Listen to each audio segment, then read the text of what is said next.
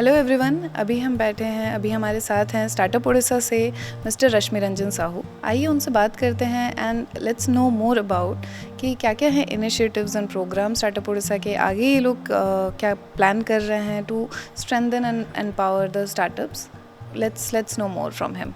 Welcome to our show sir. Thank you. So इतना बड़ा Orissa startup carnival हुआ। First of all congratulations all of you for your huge success.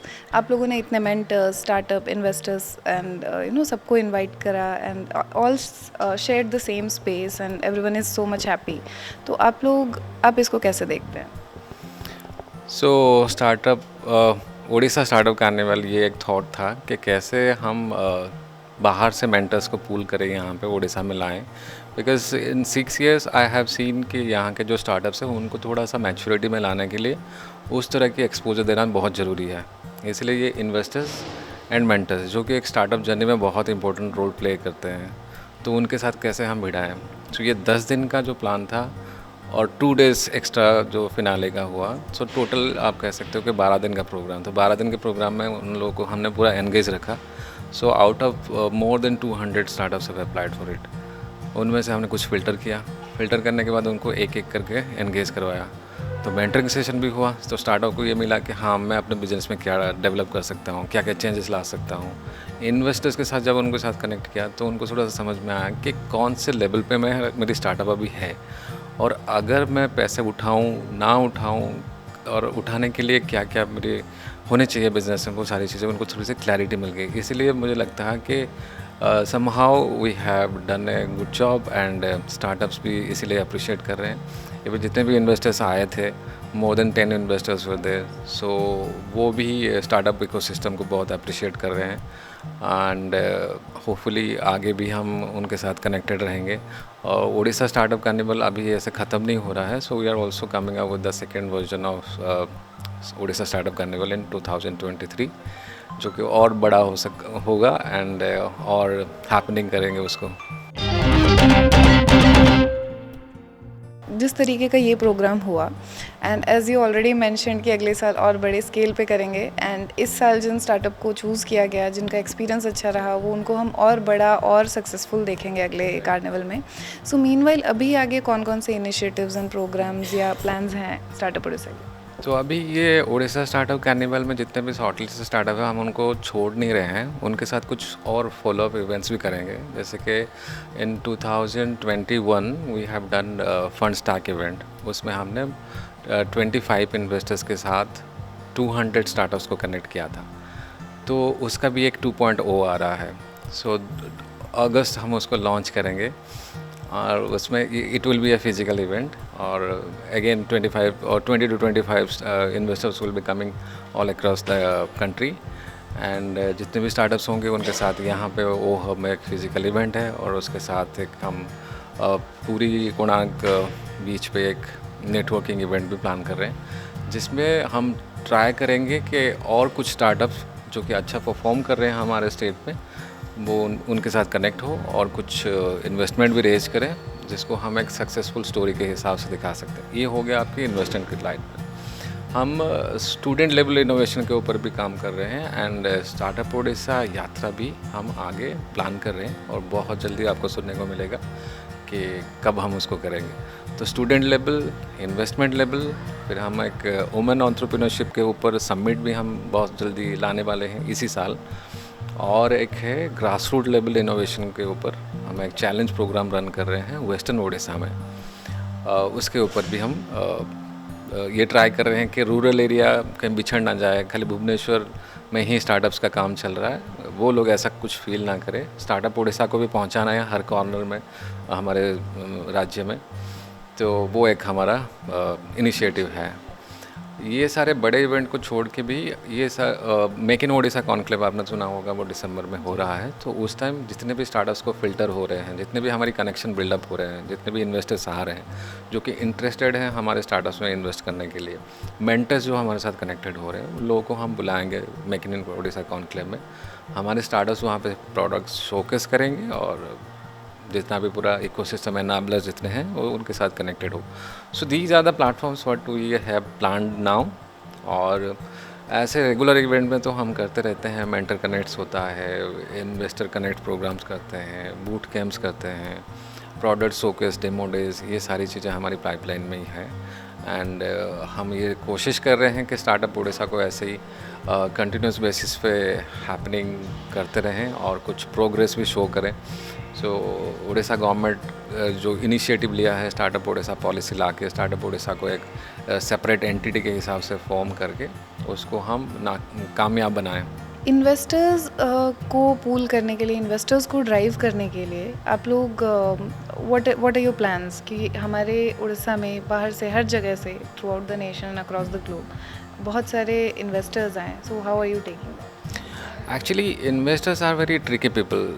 वो बहुत busy रहते हैं, वो बहुत बड़े बड़े बिजनेसमैन होते हैं जिनके पास पैसे होते हैं और they are doing a lot of work.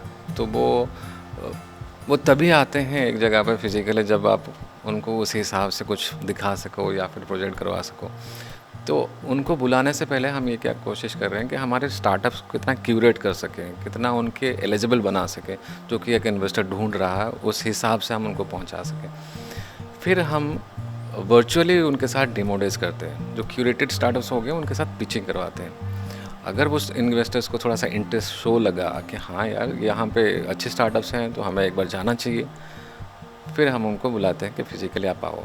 अभी जो इस ओकेजन में आए थे जितने भी इन्वेस्टर्स, ये पहले से ही हमारे साथ कनेक्टेड थे, जुड़े हुए थे।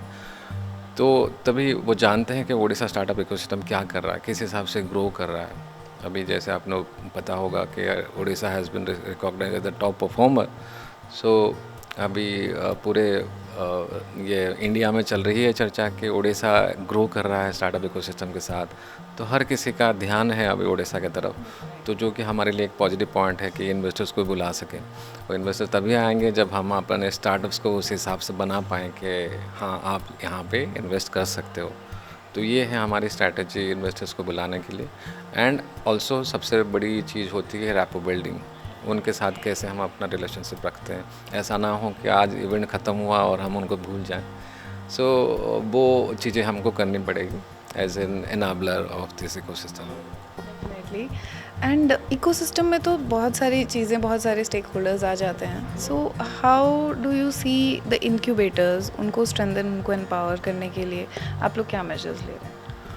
सो मेरी जो प्रोफाइल है स्टार्टअप उड़ीसा में, I look after the incubators and partners. So ये क्वेश्चन मेरे लिए बहुत रेलेवेंट है। इनक्यूबेटर्स, हम ये कहते हैं कि incubators are the main pillars of the ecosystem, startup ecosystem. तो सारे जो स्टार्टअप्स आते हैं ना, आइडिया उनका जनरेट हो गया, आइडिया जनरेट होने के बाद अभी वो कहाँ जाएंगे, वो इनक्यूबेशन के पास जाते हैं। सो इनक्यूबेटर ही उनको ग्रूम करता है। तो बेसिक जो ग्रूमिंग होती है वो इनक्यूबेटर ही करता है। अब हमारी जिम्मेदारी आ जाती है एज ए स्टेट कि हम इनक्यूबेटर को कैसे ग्रूम करें। तो अभी हमारे पास 23 एंड मोर इनक्यूबेटर्स अभी हैं, 23 इनक्यूबेटर्स, और इनक्यूबेटर्स भी आने वाले हैं आगे। हमारा प्लान है कि 2025 तक 100 इनक्यूबेटर्स ऐसे सेटअप हो जाएं उड़ीसा में। ये ना हो कि खाली भुवनेश्वर में हो, वो हर जगह हो, हर डिस्ट्रिक्ट में एक एटलीस्ट हो इनक्यूबेटर, जो कि उस एरिया के जितने भी आइडियाज़ आ रहे हैं उनको इनक्यूबेट करें, उनको अपलिफ्ट करें। अब इनक्यूबेटर को ग्रूम करने के लिए हम क्या करें ना, we do capacity development programs for incubators. खाली गवर्नमेंट ऑफ ओडिशा ही उनको कुछ ज्ञान नहीं दे रहा है, but those incubators who are already proven themselves अच्छा कर रहे हैं, उनके साथ भी हम कनेक्ट करते हैं।